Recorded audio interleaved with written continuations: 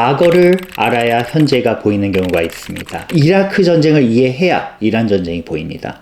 전쟁은 자기만의 역동성이 있어서 전쟁을 시작했을 때 가지고 있던 의도와는 전혀 다르게 전개되곤 한다. 조지 캐넌이라고 냉전을 설계했던 어떤 정책가이자 외교관, 전략가인데요. 이라크 전쟁이 일어나기 몇 달 전에 이 말을 했거든요. 근데 부시가 전쟁을 했죠. 지상군을 투입했던 2차 이라크 전쟁으로 이제 이해하는데, 이 부시 대통령의 의도는 두 가지였어요.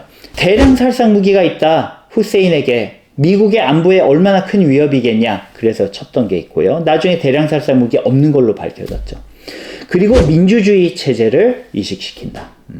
국익의 측면에서 또 석유 자원의 측면도 있었을 텐데, 그 무엇보다 정치인은 다음 권력을 연장하려면 지지율이 높아야 되잖아요. 이라크 전쟁 일으키고서는 지지율이 한 70-80% 뛰었죠.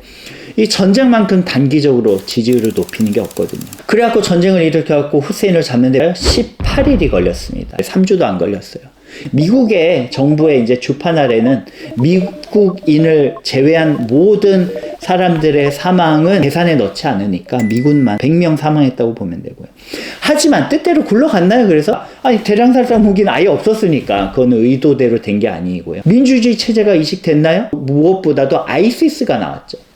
순위파 기반으로 한 후세인 정부를 지지하던 또 관료들, 군인들, 경찰들 다 잘리고 이들이 어디로 가요? 알카에다 테러리스트의 지부랑 결합해서 아이시스를 만듭니다. 국토를 운영했던 테러리스트 조직이 없었거든요. 어떻게 국토를 운영할 수 있는 테러리스트 조직이 나오지? 후세인 정부 하에서 그런 인프라스트럭처를 운영할 수 있는 관료들과 군인들이 결합하니까 그게 가능했던 것이죠. 그래서 이라크 전쟁은 완벽한 실패라고 할 수 있죠. 거기에다가 2004년에 관타나모 수용소와 이런 CIA가 또 운영하던 수용소에서 막 미군들에게 의해 자행된 고문 사건들이 막 사진을 통해 유출이 됐죠. 미국의 이미지뿐만 아니라 여론이 급반전했죠. 그래서 나중에 사법부도 부시 행정부의 의도와는 다른 그런 판결을 내리게 되어서 정부의 이런 역량을 제한하게 되고요. 무엇보다 천문학적 비용. 8년 넘게 결국 이라크 전쟁을 끄게 됐는데 2조 달러를 씁니다. 3,000조 원? 이게 손에 잡히지도 않죠. 이 전쟁만 했어요, 미국이. 아프가니스탄 20년 동안 집권하고 도로 탈레반. 놀라운 일이에요. 이라크 전쟁 왜 들어갔던 거야? 전혀 국익에 도움이 되지 않고 오히려 중국의 경제에 격차가 크게 줄어드는 그런 어떤 영향을 줬던 이 이라크 전쟁에 왜 참여했던 거야 라는 국가 전체적인 국민들의 어떤 반성이 있었고요. 오바마 대통령이라든지 그 이후에 또 당선된 트럼프 대통령 역시 이라크 전쟁의 참전에 대해 굉장히 비판을 합니다. 그렇게 정당성을 획득했고요. 미국 사회가 그래서 이란 전쟁에 대해서도 굉장한 어떤 조심스러움과 반감을 가지고 있는 것입니다. 자, 이제 미국의 이란 침공을 한번 살펴보죠. 지상군 아직 투입 안 했잖아요. 근데 지상군 투입을 하냐 마냐가 굉장히 중요해요. 이라크 전쟁도 그랬는데 지상군 투입을 안 하자니 신정체제 절대 무너뜨리기 쉽지 않죠. 60%까지 농축된 핵 원자로 그거 없앨 수 있어요? 공중 폭격만을 통해 쉽지 않죠. 결국 더 보수적인 정권으로 귀결되고 핵 위협은 결국 더 크게 존재할 수 있다는 것이 이제 딜레마죠. 그래서 결국은 전쟁이라는 게 한번 폭격을 하고 시작하면 빨려 들어갈 수밖에 없는 그런 동학이 있습니다. 거기에 무엇보다 이 이란 전쟁의 차이가 뭐냐면 트럼프 대통령이라는 인물입니다. 이 인물의 의도가 좀 불명하고 동물적 직관으로 한번 해보고 반응을 보고 대응을 계속하는 어떤 금융인 같은 그런 특성이 있는데, 트럼프 정부가 1기 행정부 때는 굉장히 조심스럽게 고립주의 정책으로 일관했는데 2기 정부 때 좀 다르죠. 이란도 한번 침공을 했었죠, 작년에. 베네수엘라 잘 아시다시피 이제 공격을 해서 재미를 좀 봤죠. 재미를 계속 보면 이런 동물적 직관에 의존하는 사람들은 계속 한 번씩 더 하게 됩니다. 이란 전쟁 빨리 끝나면 쿠바도 한번 칠 거고요. 굉장히 그런 식으로 움직인 것 같아요. 푸틴 대통령도 그랬잖아요. 처음부터 우크라이나를 갑자기 쳤나요? 체첸 한번 쳐보고 쉽게 점령하니까 그 다음에 그루지아 쳤죠. 그루지아 쳐서 또 굉장히 짧게 끝났죠. 그러니까 또 빨리 끝날 줄 알고 우크라이나 쳤다 결국 큰 수렁에 빠지게 되죠. 전쟁이 그래요. 반복되는 법이 없고요. 어떤 동학에 휘말리면 굉장히 장기화될 수 있는 게 전쟁이기 때문에 많은 사람들이 걱정하고 있습니다. 그러면 트럼프의 의도는 무엇일까요? 이 이란 전쟁에 여러 가지 설명이 있죠. 하메이니만 제거하는 것이었다면 벌써 나왔어야죠. 근데 그건 아니야. 왜냐하면 베네수엘라랑 달라요. 베네수엘라처럼 마두로 탁 축출하고서는 조금 미국의 좀 순종적인 그런 정부를 가지는 걸 기대하기가 어렵죠. 오히려 더 보수적인 인물이 들어설 수 있고요. 그러면 신정체제를 종식하는 게 목표냐? 그럴 수도 있고. 민주주의 체제를 이식하는 것이 목표냐? 근데 민주주의 체제에서 또 신정체제가 독립되면 어떻게 돼요? 이런 식의 어떤 이란을 어떤 식으로 만들 것이야. 목표는 이제 크게 보면 친미 정권을 이식하면 제일 좋은데 또 그게 또 쉽지 않은 목표다 보니까 좀 불명확하게 잡고 있는 것 같아요. 자원 때문에 이란을 침공했다라는 이야기도 있어요. 물론 자원 되게 중요하고요. 근데 베네수엘라만 가지고도 원유 관련해서는 큰 이득을 보았는데 이제 중국을 견제하려 그런다 이런 설명도 있어요. 이란의 원유의 90%가 중국으로 가니까. 중국 입장에서 한번 보세요. 중국에서는 이란 원유가 한 10몇 %밖에 안 되거든요. 그러니까 또 그렇게 크진 않아요. 중국에 뭐 경제에 큰 타격을 주려고 이란을 쳤다? 이것도 약간 좀 비약이고요.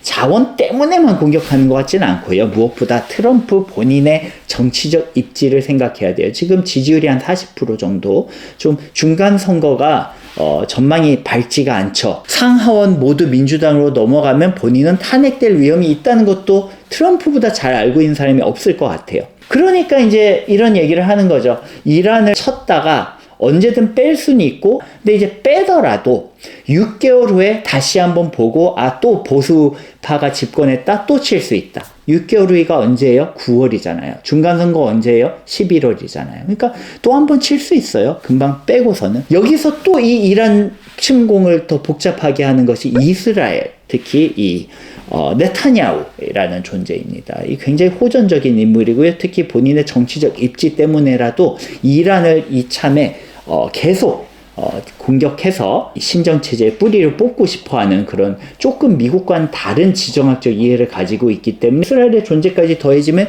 이 전쟁의 향방이 좀 더 복잡하게 되는 것입니다. 그렇다면 귀결은 어떻게 될 것인가? 일각에서는 3차 대전에 이런 기운이 감돈다. 저는 오버하는 것 같아요. 아직은. 이 정치적 동학에는 크게 두 가지. marginalization, 한 나라가 다구리를 당하는 것이죠. 또는 polarization, 두 파가 충돌하게 되는 거죠. 1차 대전과 2차 대전은 밑에서부터 조금씩 전쟁이 커지고 커져가지고는 두 파가 충돌하는 polarization이 세계대전이고요. 여기 뭐 러시아가 지금 껴들어서 갑자기 이란이랑 한 편을 먹어 미국을 공격할 건가요?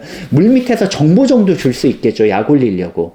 근데 그러기 어렵고요. 러시아 현재 상황에. 중국은 지금 적어도 아직까지는 80년대 이후로 큰 전쟁에 참여하기보다는 경제력을 우선 계속 강화하자, 요 기조잖아요. 물론 이제 여기서 갑자기 대만 침공이 일어난다? 이러면 저는 3차 대전을 우려하기 시작할 거예요. 근데 아직은 이르다.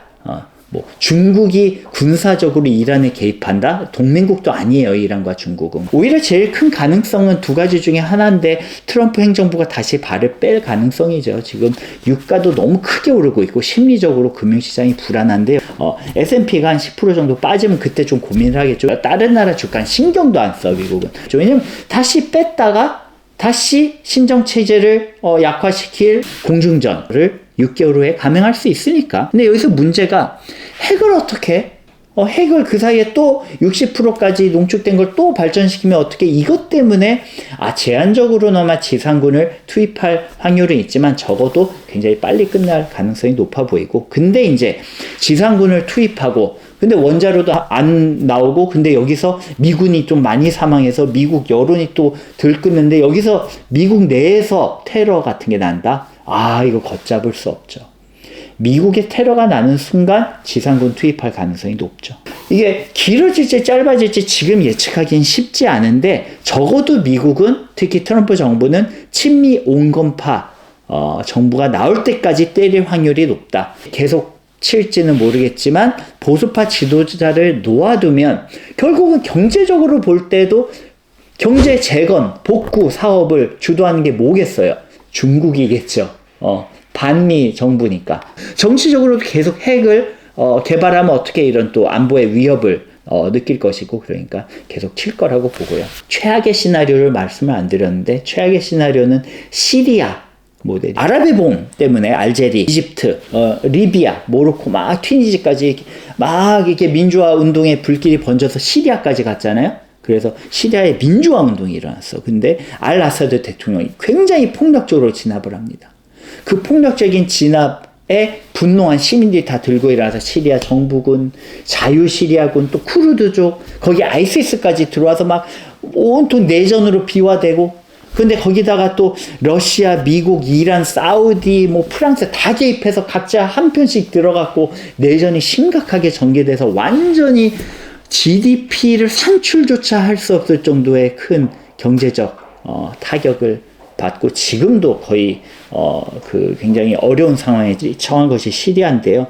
사실 독재 정부가 또 다른 독재 정부로 귀결된 것도 굉장히 가슴 아픈 일이지만 그것보다 더 위험한 것이 취약한 국가로 변모하는 것입니다. 취약한 국가에서는 아예 이 치안을 담당할 정부 세력 자체가 약화되어 버리기 때문에 내전이 지속되면 굉장히 큰 사회적, 정치적 피해를 입게 되는 것이 앞으로 어떻게 될지 모르겠지만 이란 이 사태가 부디 빨리 종식되어서 좀 평화롭게 민주적인 체제로 이행하기를, 친이란 민중들의 정부로 거듭날 수 있기를 바라면서 이 영상을 마치겠습니다. 네, 감사합니다.